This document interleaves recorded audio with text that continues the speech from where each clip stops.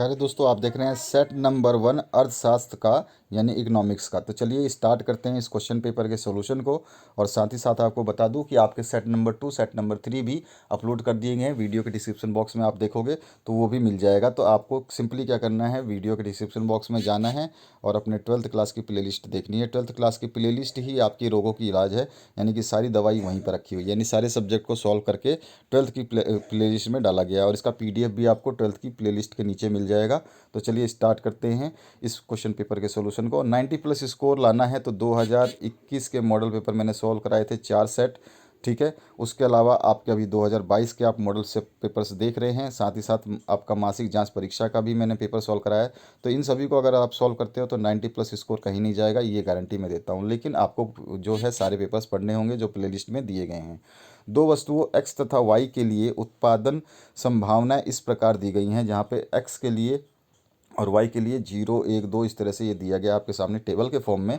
तो उत्पादन संभावना वक्र का आकार कैसा होगा? तो जब हम इसको सॉल्व करते हैं, वक्र बनाएंगे तो ऋणात्मक ढाल तथा सरल रेखा बनेगी। सी ऑप्शन इसमें करेक्ट हो जाएगा। उसके बाद में आते हैं दूसरे क्वेश्चन पे। दूसरा जो क्वेश्चन है, निम्नलिखित में से कौन सी अर्थव्यवस्था की एक केंद्रीय समस्या है? तो किसके लिए उत्पादन हो, ये एक केंद्रीय समस्या है, आपने पढ़ा भी होगा। बहुत ध्यान रखना, केंद्रीय समस्या क्या है, किसके लिए उत्पादन हो, टू हुम इज प्रोड्यूस्ड, ठीक है। इसके बाद में तीसरा क्वेश्चन है, अर्थशास्त्र में शब्द व्यष्टि और समष्टि का प्रयोग सर्वप्रथम किस अर्थशास्त्री ने किया था?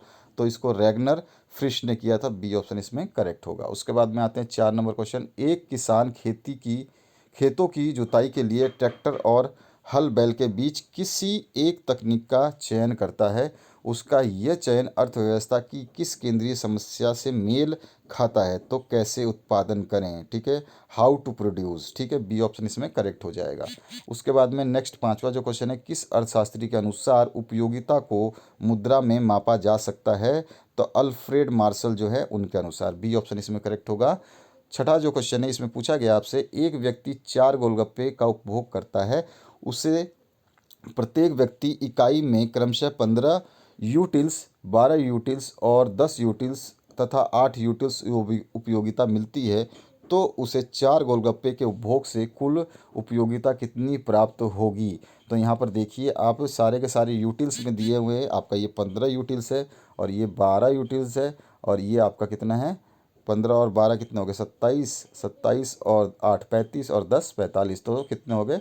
सी ऑप्शन करेक्ट हो जाएगा, ठीक है, 45 यूटिल्स। उसके बाद में सातवां जो क्वेश्चन है, दो वस्तुओं रसगुल्ला और गुलाब जामुन के लिए बजट रेखा ए बी को निम्न रेखा चित्र से दर्शाया गया है। यहाँ पे आप रेखा चित्र देख सकते हैं, इधर गुलाब जामुन है और इधर आपके रसगुल्ला है, यानी रसगुल्ला इधर बढ़ रहा है और गुलाब जामुन इधर बढ़ रहा है। तो आपको बताना है इन दो वस्तुओं की कीमत क्रमशः पी आर पी जी हैं। बजट रेखा की ढाल क्या होगी? तो यहाँ पर बजट रेखा की ढाल जब निकालेंगे तो यहाँ पे आ जाएगा पी आर बटे में पी जी, ठीक है। तो इस तरह से हम ढाल निकालते हैं तो इसका क्या आ जाएगा, स्लोप। ए ऑप्शन करेक्ट हो गया, पी आर अपन पी जी, ठीक है। अब इसके बाद आते हैं 28 नंबर क्वेश्चन पे। 28 नंबर क्वेश्चन है, निम्न में से कौन सी वस्तु की मांग को प्रभावित करने वाला कारक नहीं है?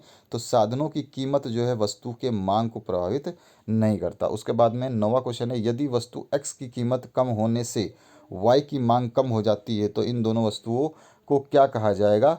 तो प्रतियोगी वस्तुएं कहा जाएगा, प्रतियोगी वस्तुएं, क्योंकि एक्स की कीमत कम होने से वाई की मांग भी कम हो रही है, ठीक है। ये ऑप्शन करेक्ट हो जाएगा। उसके बाद आता है 10वां क्वेश्चन। 10वें क्वेश्चन में, यदि किसी वस्तु की कीमत 5% की कमी होने से उसकी मांग मात्रा में 8% की वृद्धि होती है। तो देखो, कीमत में आप कमी करते हैं 5%, तो उसकी मांग में 8% की वृद्धि होती है। तो मांग की लोच का मान आपको निकालना है, तो कितना आ जाएगा, 1.6%। ए ऑप्शन इसका करेक्ट हो जाएगा, ठीक है, 1.6%। उसके बाद निम्न में से किस वस्तु की मांग लोचदार होगी? तो रेफ्रिजरेटर जो है ऐसी वस्तु है जो आपका कभी कभार जो है यूज़ होगा या किसी मौसम में यूज़ होगा, जिसकी ज़रूरत नहीं है तो यहाँ पे लोचदार हो जाती है इसकी। क्यों? क्योंकि ये लोचेदार में है, समय के अनुसार बदलता है। तो यहाँ पे निम्न में से ये आ जाएगा, डी ऑप्शन करेक्ट।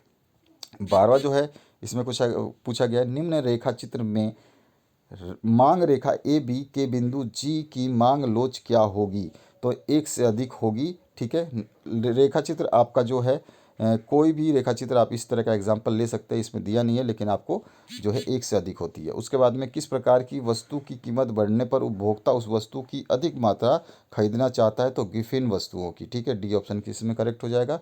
यदि एक उपभोक्ता एक वस्तु पर अपनी आय का एक बड़ा हिस्सा खर्च करता है तो उस वस्तु की मांग क्या होगी, तो बेलोचेदार हो जाएगी। ठीक है, बेलोचेदार हो जाएगी जब वो अपने आय का बड़ा हिस्सा खर्च करेगा। 15 है औसत स्थिर लागत वक्र का आकार कैसा होता है, तो आयताकार परवलय। ठीक है, सी ऑप्शन इसमें करेक्ट हो जाएगा।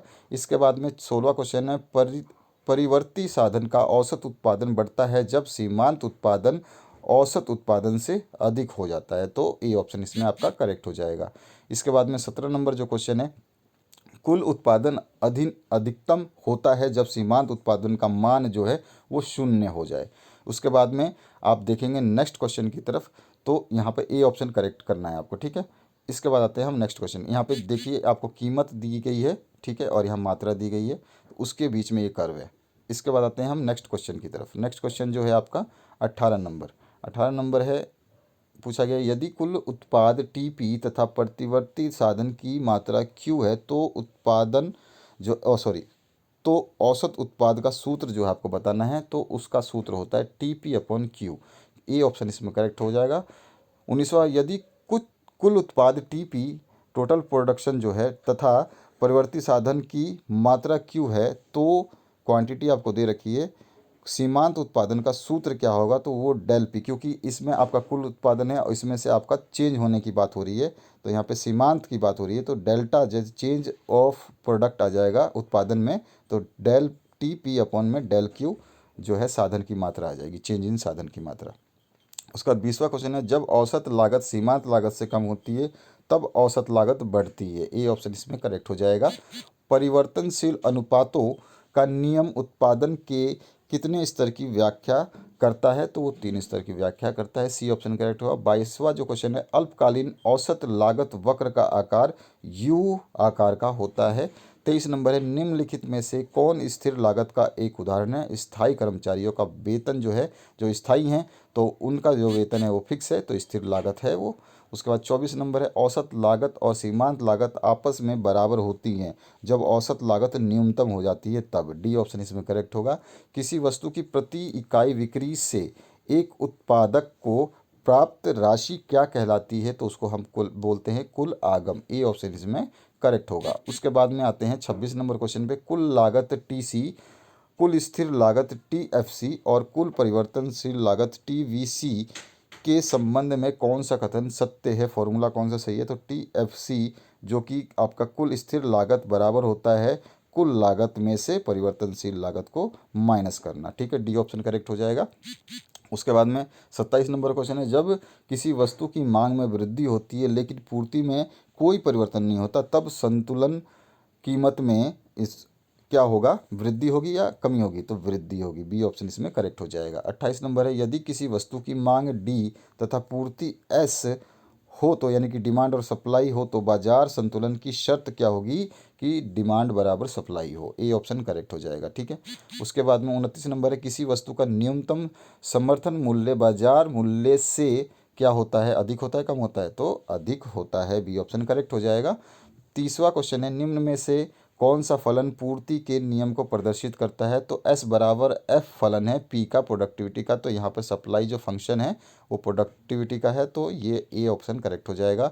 31 नंबर है, मुक्त प्रवेश और निकास की स्थिति में एक पूर्ण प्रतियोगी बाजार में संतुलन कीमत खाली स्थान के बराबर होती है, तो न्यूनतम औसत लागत के बराबर होती है। बी ऑप्शन इसमें आपको करेक्ट करना है। इसके बाद में 32 नंबर जो क्वेश्चन है, एक उत्पादक का उद्देश्य क्या होता है, तो लाभ अधिकतम करना। ठीक है, उत्पादक क्या चाहता है, कि उसको लाभ ज़्यादा से ज़्यादा हो।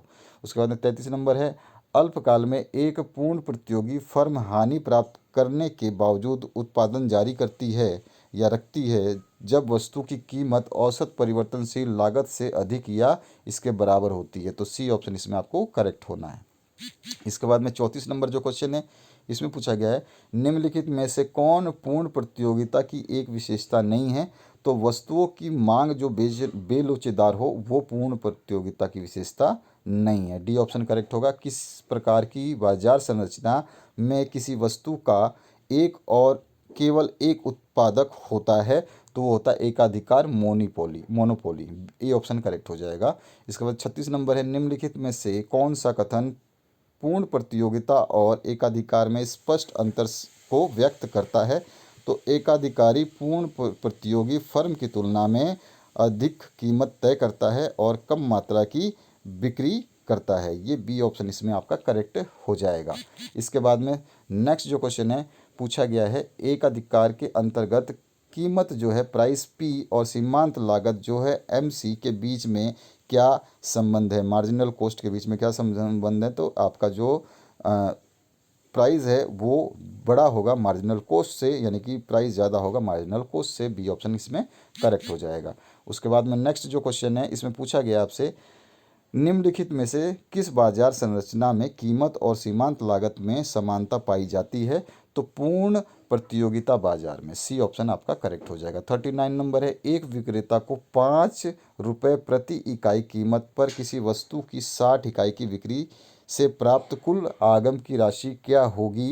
तो यहाँ पे 60 रुपये की इकाई है, 5 की ये बिक्री है, तो 6 पंजे 30, टोटल कितना हो जाएगा? 300 रुपये। सी ऑप्शन करेक्ट हो जाएगा।